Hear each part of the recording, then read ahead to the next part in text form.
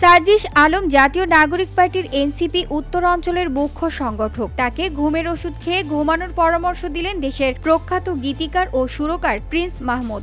সামাজিক মাধ্যম ফেসবুক পোস্টে রবিবার দুপুরে তিনি এই পরামর্শ দেন। প্রিন্স মাহমুদ লিখেছেন, স্নেহের সার্জিস, তোমার সম্ভবত ঘুম কম হচ্ছে, পারস্পরিক সম্পর্ক অবনতি, মানসিক চাপ, উদ্বেগ, অনিদ্রা, অনিশ্চয়তার কারণে সৃষ্টি বিষণ্ণতায় আর আবেগজনিত জটিলতায় ভুগছ বলে ধারণা করছি।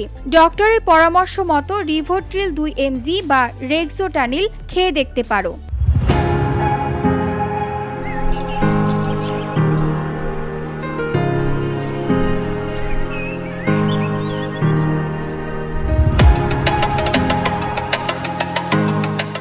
জুলাই আন্দোলনে কেবল ফেসবুকেই সরব ছিলেন না প্রিন্স মাহমুদ। আন্দোলনরত ছাত্রদের দাবি প্রতি সমর্থন জানিয়ে রীতিমতো পথে নেমেছিলেন তিনি। প্রতিবাদে রবীন্দ্র সরোবর থেকে শহীদ মিনারে গিয়ে হাজির হয়েছিলেন এই গানের কবি ও সুরশ্রেষ্ঠা।